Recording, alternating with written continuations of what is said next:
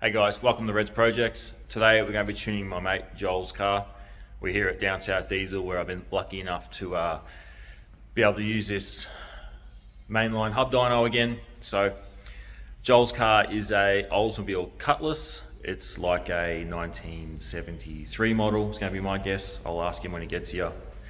It's got a LS1 and a T56 in it. Joel did the conversion himself. And we got a Terminator X ECU in it. I'm very happy about that. And yeah, motor's pretty standard. Well, it is standard cam and everything. It's just got an intake and exhaust to suit the body, basically. And yeah, Joel's been running around with a tune that I put together for him, and I've did a bit of remote tuning because he lives a good distance from me. Done a bit of remote tuning and few revisions, but I really wanted to get it on the dyno, work out what timing this thing likes, and just get the fueling kind of spot on or as close as possible. So that's today's plans. Yeah, other than that, it should sound good, look good, and make all the right noises.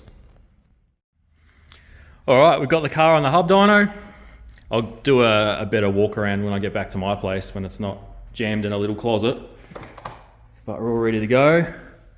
Steering wheel's on the wrong side.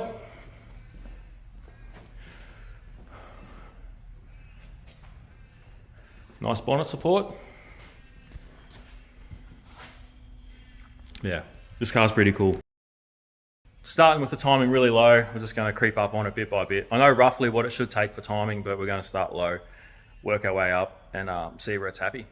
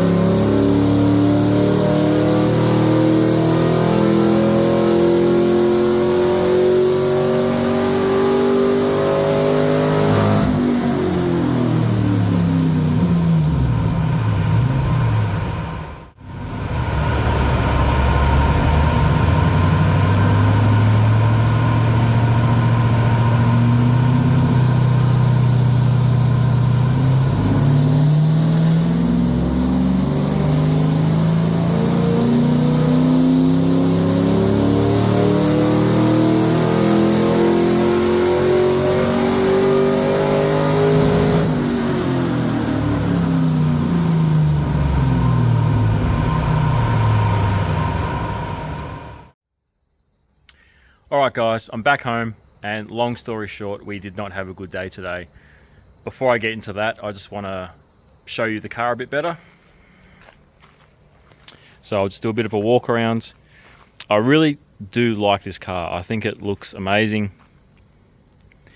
It is not a Camaro or a Mustang or anything that you see regularly at car shows. It's something different, and I like different cars. So it's got these nice big bulgy rear quarter panels. I mean, the back doesn't look like anything else. It's very unique. I do really like this thing. I like the color a lot as well. It reminds me a lot of one of the Dodge Viper GTSs, the coupes, with that nice blue color with the white stripes on it. This front end, I do really like this front end. It's just, this whole car is just really cool.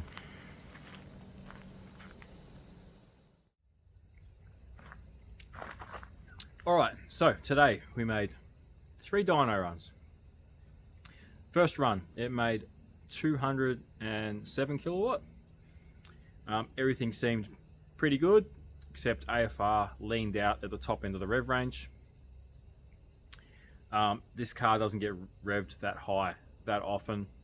It's got 2.5 to 1 diff ratio, which is like the tallest diff ratio I've ever experienced in my life.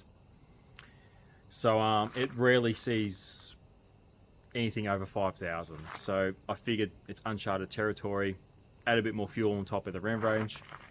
Peak timing was like 19.5, 20 degrees up the top of the rev range, which is very low.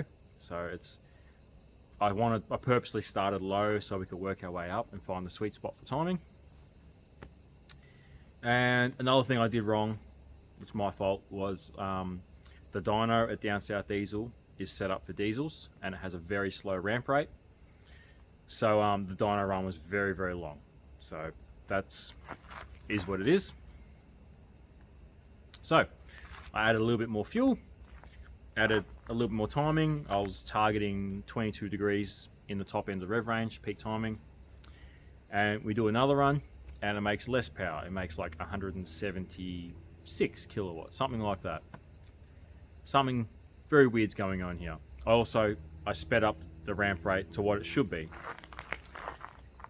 AFR still disappears, like you get to 4.5, and it just makes a 45-degree line and just leans all the way out, goes 14, 15 to 1, top end of the rev range. So something's definitely wrong here. I check the data log, I check the duty cycle. Duty cycle's gone to like 110, 120, like just injectors wide open. So that's not good. Now this thing is a standard LS1, standard cam. It's got no forced induction. It's a standard motor. It's got LS2 injectors, which are bigger than LS1 injectors. It should have enough injector for the power it's making. So must be fuel pressure. So I set the camera up to look at the fuel pressure gauge. I'll show you that video right now.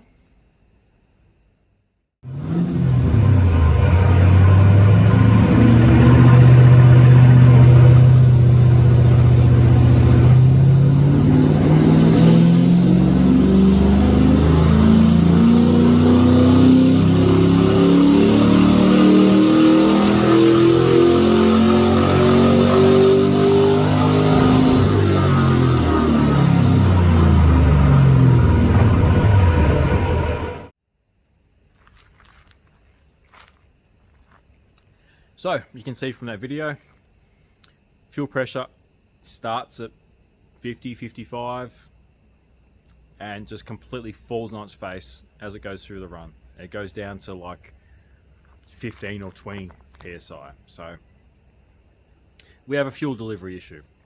So we have a bit of a look over everything. Everything looks okay on the fuel side. It looks like we might have to pull the pump out and work out why the hell it's low on fuel pressure. But after that run, we got a lot of smoke coming out the rock cover breathers, which is bad. We get a metallic-y sound coming from the engine. It's not a knock, it's not a tap, it's more of a rumble that kind of comes and goes at different RPM, which is very strange. And we have very shit oil pressure now. So with it warm, it's like single digits oil pressure at idle. So something is hurt with this thing, and it's not bad, but it's not good. So what I'm going to do now is bring it up on the hoist. We changed the oil at Down South because we thought this oil's been in the car for a long time. It had some problems with the LS1 injectors where it flooded, so I'm like, maybe the oil is fuel contaminated, and when it warms up it thins out and we're losing pressure. So I put fresh oil into it.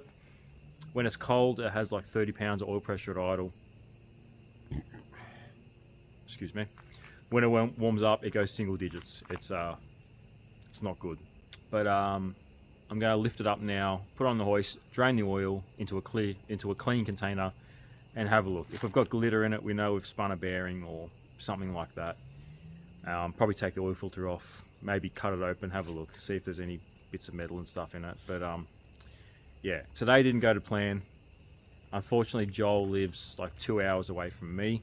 But we did limp it back here, but we weren't game to drive it all the way to the other side of town. So he got his wife to come pick him up, and the car's staying here for now until we work out a plan.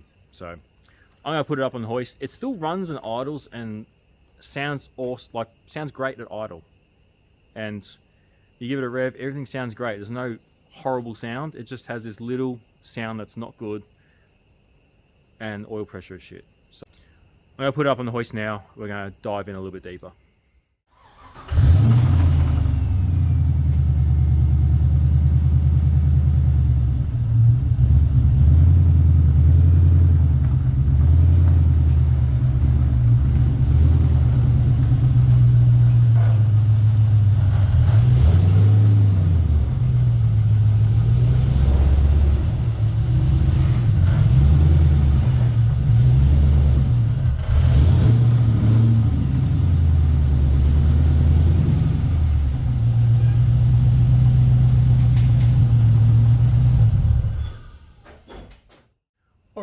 so this oil has only got like half an hour of driving on it. So I've got a nice clean oil drain tray, so we'll see what it looks like.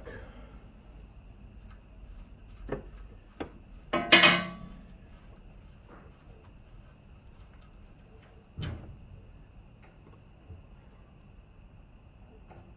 pretty dark.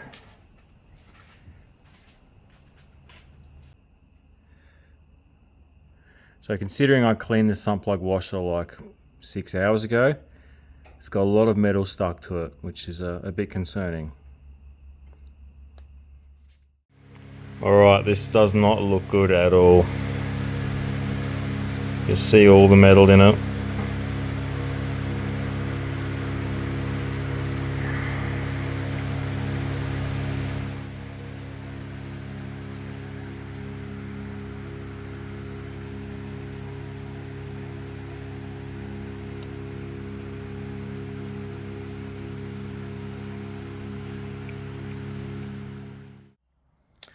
Alright, so as you can see from the videos I just put up, this is not a good situation. There's a lot of metal and glitter and stuff in the oil, and it's not good. So it's a bit of bearing by the looks of it. Some of it's metallic, magnetic, so it's something metal is getting chewed up in there as well. I'd like to think maybe it's a cam and lifter or something, but there's a lot of material there, and for it to lose oil pressure, it's probably a bearing. So this is not a good situation to be in. We're weighing up all options for this. What makes the situation worse is this car is Joel's daily driver, and he lives 2 hours away from me. So getting the car back to his place is going to be a little bit expensive. And he's got to find another car to drive to and from work, or bike. I think he might be riding something by the looks of it. But yeah, weighing up options. Maybe next weekend we'll pull the motor out, get the car back to his place, and I'll pull the motor down and work out if it's savable, if we can fix it. Another option is we might put my LS1 into this car to get it driving again. So that's something we might do. Yeah, there's a bit going on, and it's been a rough day. This is a bad situation to be in. So I'll end the video off there. I'll keep you updated. We'll probably do a couple more videos getting to the bottom of this problem. It's very, very bad. Feel kind of bad about this whole day, but we'll get through it. We'll work something out and get this thing driving again. So that's it for this episode. Thank you very much for watching, and I'll see you next time.